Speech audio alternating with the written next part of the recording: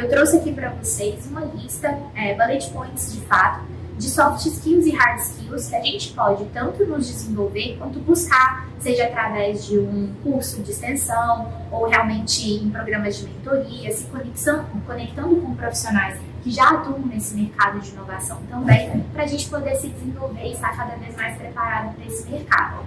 Então, pensando aqui em soft skills, né, a gente tem um pilar de resiliência e adaptabilidade, né, como um ponto super importante. Eu costumo dizer, né, que resiliência tem uma linha muito tênue com saúde mental. Então, como que a gente cuida da nossa saúde mental, mas se mantendo resiliente, considerando que esse ambiente ele é extremamente incerto, ele muda o tempo todo e a gente tem que estar preparado para essas mudanças também.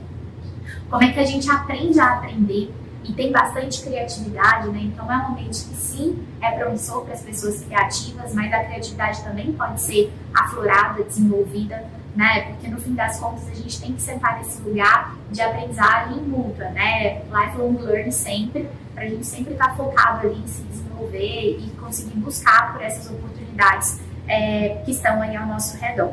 A inquietação, né? A experimentação e ser curioso. Então é um ambiente que sim a gente tem que fazer mais perguntas do que ter respostas, né? Então aquele perfil que acaba tendo muita certeza, muita clareza do que tem que ser feito, provavelmente esse perfil não está atuando com a inovação.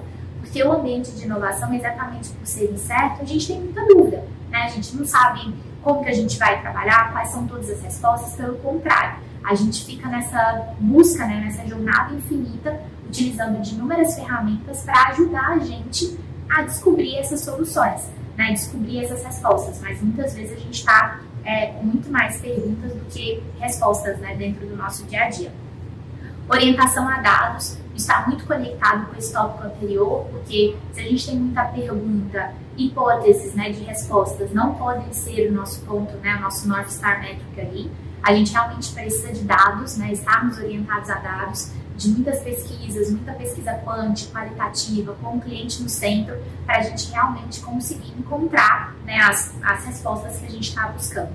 A empatia, né, a gente fala muito sobre a dor do cliente, se colocar no lugar dele, né, então nesse meio de inovação, a gente de fato precisa desenvolver a empatia para a gente conseguir ter o olhar mais sistêmico, mais aguçado sobre o que é a dor do outro, porque não necessariamente é a nossa dor, né? Então a gente precisa estar nesse lugar de fato de muita empatia. Disposição ao erro, isso é uma desconstrução importante que a gente precisa focar, principalmente quando a gente considera grandes empresas, grandes corporações que fazem mais do mesmo há muitos anos, né? Por exemplo, a Natura, a gente está falando de uma empresa de mais de 50 anos, que tem inúmeros, né, formatos de burocracias e desafios ali que a gente precisa questionar, mas que a gente também precisa estar para pensar o erro, porque num ambiente de inovação, se a nossa liderança, né, se os nossos pares, eles não estão alinhados de que a gente vai errar, a gente fica nessa necessidade de acerto e que muitas vezes ela não vai acontecer, né, porque é do erro que sai a maioria dos nossos aprendizados. A capacidade de execução e determinação. A determinação é uma palavra que eu gosto muito porque exatamente por a gente estar muito aberto para o erro, muitas vezes a gente não vai ter essas respostas, né? Então é importante a gente se manter determinado nessa jornada e estar muito apaixonado pelo nosso problema e não necessariamente pela solução que a gente está desenvolvendo. Porque essa solução, se a gente colocar no mercado, pode ser que o nosso cliente não queira aquilo. E a gente precisa fazer o que a gente chama nesse mercado de inovação, que é pivotar, né? Remodelar, reprocessar, escolher e desenhar novas soluções. Mas a gente tem que ter muita clareza desse problema, né? E estar apaixonado por esse problema, porque a gente vai estar determinado, né? A nossa jornada vai ser para realmente buscar por essas soluções que resolvam essa dor latente que a gente mapeou.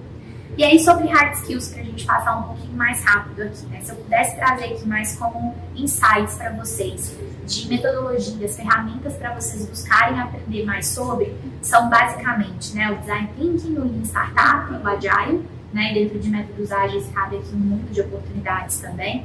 Quando eu falo de data, eu estou falando mais de ter esse feeling mesmo, né, da orientação a dados que está lá nas soft skills, mas como se basear nisso. Então, ter esses conhecimentos de ferramentas que podem ajudar a gente na análise de dados, ter muito contato, né, com tendências e novas tecnologias, então estar muito atento a isso no mercado também traz para a gente um conhecimento técnico importante. Comunicação, e Business e Service Design como um todo, né? Que também são metodologias e ferramentas que podem apoiar bastante aí a gente nessa jornada e se preparar melhor como um profissional de inovação.